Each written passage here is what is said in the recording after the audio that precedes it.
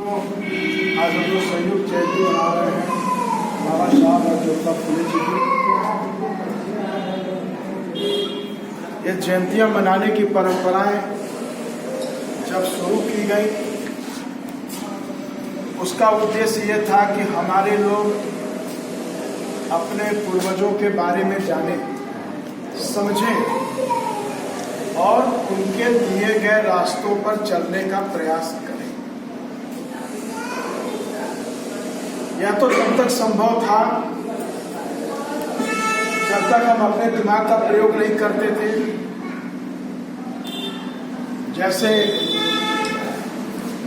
भेड़ को चरवाहा हाँकता है, डंडा दिखाता है, ऊपर रास्ता पकड़ के चलते रहते हैं, लेकिन यह बात शेरों के साथ लागू नहीं होता। और यही बात बुद्धिजीवियों के साथ लागू नहीं होता, क्योंकि फिर समय आते आते हर शब्द की एनालिसिस शुरू हो गई, तो लोगों में जागरूकता पैदा हुई। तो वो जागरूकता कौन सी? मेरा क्या होगा, मैं कैसे आगे बढ़ूंगा। तो ये मैं का जब सोच बढ़ने लगा तो हम की सोच खत्म हो गई, और नतीजा ये हुआ कि हम महापुरुषों के बताए रास्ते पे चलने की बजाय उन महापुरुषों को हमने ब्रांड एम्बेसडर बना लिया अपने सोसाइटी से।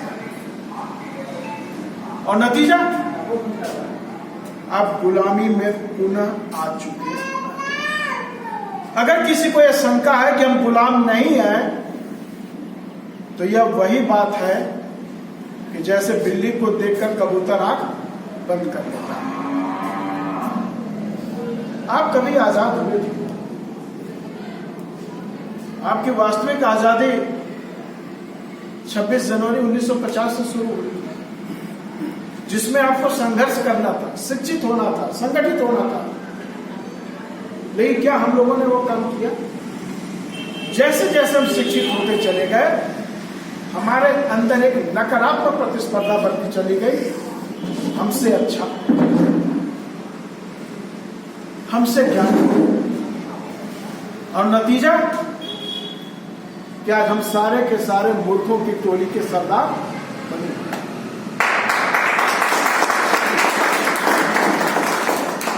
और ये लगातार चल रहा है। संगठन चलाने वाले भी सिद्ध कर दिए कि हम भी उसी संगठन के सरदार हैं। किसी ने कहा था सेना के लिए collection of fools commanded by idiots. सेना और पुलिस को कहा जाता है collection of fools commanded by idiots. वो हाल हमारे मूल निवासी बहुजन समाज का हो चुका है।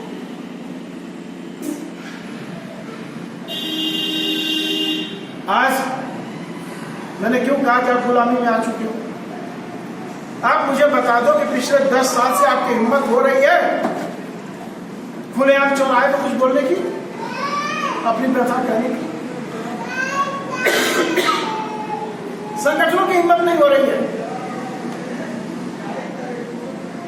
कर्मचारी तो छोड़ दीजिए, तो राज्य के कर्मचारी होते हैं, उनको तो राजा की भाषा बोलनी है, अपनी भाषा नहीं बोलनी।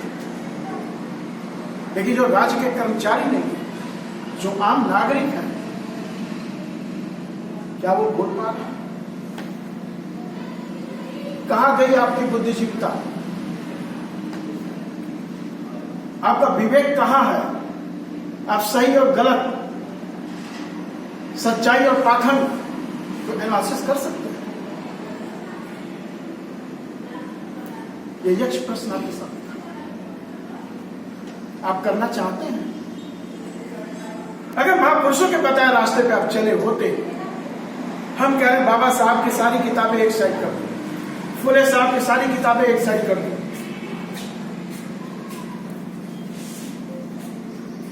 लेकिन कॉन्स्टिट्यूशन तो आपका है, कॉन्स्टिट्यूशन आपने बनाया है। आपका मतलब आपके प्रतिनिधि जो उस समय संविधान सभा में गए थे, चाहे वो क्षत्रिय रहे हो, राजपूत रहे हो, शूद्र रहे हो, अछूत रहे हो, आदिवासी रहे हैं? हम ही आप लोगों ने भेजा था, हमारे आपके पूर्वजों ने कुछ संविधान सभा में भेजा था और उन्होंने मिलजुल कर इस संविधान की रचना की। ड्राफ्टिंग कमेटी के चेयरमैन बाबा साहब रहे। बाबा साहब ने अपनी मर्जी से कुछ नहीं लिखा। इतनी कमेटियां बनी हुई थी, उन कमेटियों के रिकमेंडेशंस आती थी, चीजें आती थी, और एक बैरिस्टर होने के नाते वो कानूनी पहल को समझकर ही उसके अनुसार उसको जो है उन्होंने ड्राफ्ट किया। प्रीएम्बल, जिसको ऑब्जेक्टिव कहा जाता है, नेहरू जी ने पेश किया था। उस ऑब्जेक्टिव में सारी चीजें थी जो आज अभी अब आप लोगों ने पढ़ा। उस प्रीएम्बल पे बाबा साहब की जब बारी आई तो उन्होंने कहा, आपने जो सारी बातें बोली हैं उनको सुनिश्चित करने के लिए, उनको सुरक्षित करने के लिए आप संविधान जो बनने जा रहा है उसमें क्या व्यवस्था करेंगे? न्याय, समता, स्वतंत्रता, बंधुता, व्यक्ति की गरिमा, राष्ट्र की एकता और अखंडता की जो आप बात कर रहे हैं, इसको सुनिश्चित कैसे करें? संविधान सभा में नेहरू जी ने कहा, यह हम सभी को मिलकर सुनिश्चित करना है और हम इसको करेंगे। और आप देखिए कि संविधान मूलतः 7 भागों में बटा हुआ है। न्याय, स्वतंत्रता, समता, फिर आपके संपत्ति का, इस तरह से 7 भागों में बटा हुआ है। आज उन भागों पे आक्रमण हो रहा है, आपके मूल अधिकार पे आक्रमण हो रहा है, आप चुप रहिए।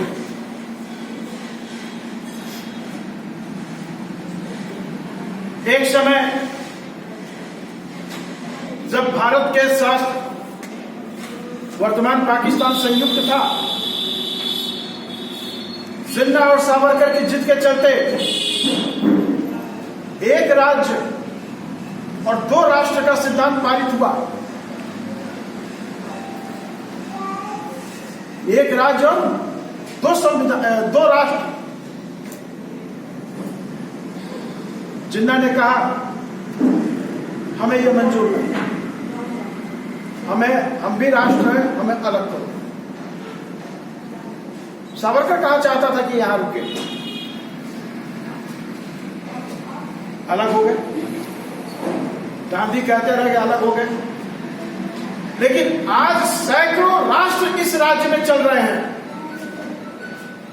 आप महसूस करते हैं धर्म के आधार पर मुस्लिम, हिंदू, सिख, ईसाई। क्या सिखों ने अलग राज्य की मांग नहीं की? खालिस्तान की।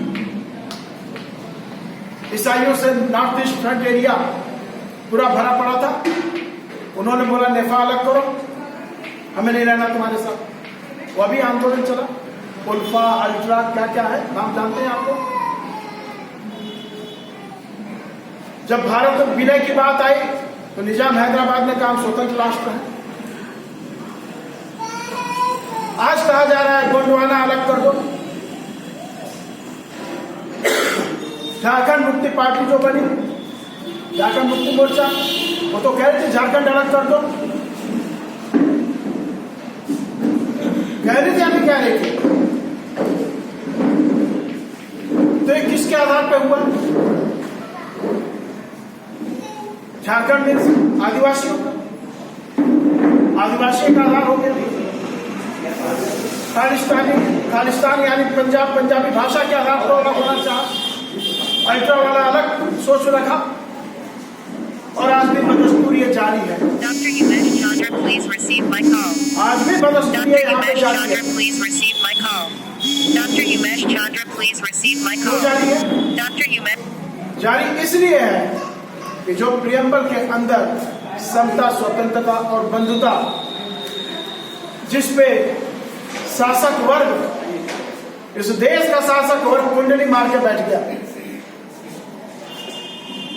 राजनीतिक रूप से तो समता, स्वतंत्रता और बंधुता Dr. Umesh Chandra, please receive my राजनीतिक call. ध्येय बना, Dr. Umesh Chandra, please receive my call. लेकिन और उस व्यवस्था को लागू Dr. रखने के Umesh लिए Chandra, please receive my इन्होंने call. एक गजब आदमी है, आपको काट काल्पनिक दुश्मन तैयार करके रखा है भारत के अंदर। कहता है मुस्लिम, मुसलमान, अल्पसंख्यक का नाम आता तो मुसलमान ताबित, जबकि अल्पसंख्यक की परिभाषा ही दूसरी है संविधान के अंदर, धार्मिक रूप से भी, भाषाई रूप से भी अल्पसंख्यक की बात आती है। वो इसीलिए काल्पनिक रूप से दुश्मन बना के रखा हुआ है ताकि हम जब मुसलमान की बात करेंगे, मुस्लिम की बात करेंगे, तो ये जो तथाकथित हिंदू ये एकजुट हो जाएगा। और हिंदू जब एकजुट होगा तो सत्ता में हम रहेंगे, तो संविधान हम बदलेंगे, और संविधान हम बदलेंगे तो नया संविधान में क्या व्यवस्था की जाएगी। निश्चित रूप से विशेष दर्जा लेने की व्यवस्था की जाएगी, जबकि वर्तमान संविधान में हम सारे बराबर हैं, समतामूलक संविधान है। हम ये नहीं जान पाए। प्रबोधन बहुत हुए, हमारे पास समय नहीं है, हुए तो हमने किया क्या, वो समय नहीं है। हम घर से निकलना नहीं चाहते, लोगों के बीच में बैठना नहीं चाहते। जो मैं है ये हम नहीं बनते। मैं हम बनने के पीछे एक सबसे बड़ा कारण, और ये जो इतने राष्ट्र की मैंने बात किया, मैं हवा में बात नहीं कर रहा। अगर राजनीति शास्त्र का कोई विद्यार्थी यहाँ हो जिसे राजनीति शास्त्र पढ़ा हुआ है, तो बेहतर तरीके से मेरी भाषा को समझ सकता है। आज वर्तमान परिप्रेक्ष्य में जब बाबा साहब ने कहा शिक्षित हो, संगठित हो, संघर्ष करो, क्या हम शिक्षित होने का प्रयास किए? भले हमारी कोई भी बेसिक क्वालिफिकेशन नहीं हो जिस पर हमको नौकरी मिल गई, लेकिन उस क्वालिफिकेशन को हमने बढ़ाने का प्रयास किया। वर्ल्ड क्लास की यूनिवर्सिटी, ओपन यूनिवर्सिटी आपके पास है, IGNOU, Indira Gandhi national open university. कोई भी विषय लेकर पढ़ते रहो ना, अब तो अपने पैर पर खड़े हो। अब पिता के संपत्ति से नहीं पढ़ाई करनी है। कितने लोग पढ़ते थे, फुर्सत ही नहीं। 32 विषयों के विद्वान को लोग नालायक कह रहे हैं आज के, और हम और आप सुन रहे हैं। ऐसे देशद्रोहियों का जवाब आप क्यों नहीं दे पाते? इसलिए कि माकूल शिक्षा आपके पास है। यही बात हमारे पूर्वजों के साथ है। ये कच्चा 5 पढ़े थे तो हमारे पूर्वज अनपढ़ थे, तो ये जो बोलते थे वही मान। और आज भी वही बात है, हम विद्रोह करना चाहते हैं, बोलना चाहते हैं, लेकिन माकूल शिक्षा न होने की वजह से हम बोल नहीं पाते हैं। फिर भी हम, परिणाम क्या हुआ, वो बोल रहे हैं और हम चुप। कैसे बात करें? हमारे सामने एक लक्ष्य बाबा साहब देखा गया 3 अक्टूबर 1956 के भाषण जो कि दिल्ली आकाशवाणी से प्रसारित हुई, उसमें उन्होंने स्पष्ट कहा समता, स्वतंत्रता और बंधुता राजनीतिक उद्देश्य तो बन चुका है। क्यों? ये संविधान में दिया। जो भी राजनीतिक पार्टियां होंगी संविधान के अनुसार चलने की शपथ तो लेंगी, लेकिन ये सामाजिक उद्देश्य नहीं बन पाए, जिसके कारण हम असमानता में जी रहे हैं। तो समता, स्वतंत्रता और न्याय, बंधुता को हमें सामाजिक उद्देश्य बनाना होगा और बंधुता को विकसित करना होगा। अगर आप बंधुता नहीं विकसित करेंगे तो जो बाबा साहब ने 25 नवंबर 1949 को संविधान सभा में आशंका व्यक्त की थी कि क्या भारत एक दिन पुनः अपनी स्वतंत्रता को खो देगा, जब एक टुकड़े टुकड़े हो जाएगा ऐसे राष्ट्रों के नाम पे, हिंदू मुस्लिम के नाम पे, ईसाई के नाम पे, सिख के नाम पे, आदिवासी के नाम पे, तो फिर भारत रहेगा कहाँ? भारत बचेगा कहाँ? हम गर्व किस पे करेंगे?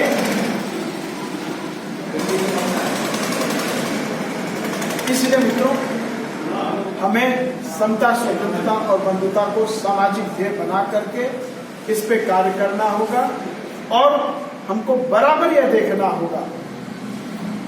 और ये तभी आप देख पाएंगे जब आप फ्रेटर्निटी को डेवलप करेंगे। और ये कैसे डेवलप होगा, मैं बार बार बताता हूँ। पहले वाली व्यवस्था खत्म हो चुकी है, वो मृतप्राय हो चुकी है। आपको इस व्यवस्था के अंतर्गत छोटे छोटे मीटिंगें बराबर निश्चित जगह पे, निश्चित समय पर, निश्चित लोगों के साथ करते रहें तो आत्मीयता पैदा होगी। वही आत्मीयता बंधुता के रास्ते पर चलती है। और जब यह बंधुता बनेगी तो आपके साथ जब असमता मूलक व्यवहार होगा, अन्याय होगा, तब आप सारे के सारे संगठित होकर उसका मुकाबला कर सकते हैं। जरूरत है आप 99% अपने स्वार्थ का काम करो, कोई गुरेज नहीं है। By birth we all are selfish, लेकिन 1% निस्वार्थ भाव से समाज के साथ कार्य करो, समाज विकसित करेगा और देश विकसित करेगा। अलग अलग क्षेत्रों में बंटने की संभावनाएं खत्म हो जाएगी। मैं इसी के साथ अपनी वाणी को समाप्त करता हूं। आप सभी ने सुना, सभी को धन्यवाद। जय भारत, जय संविधान।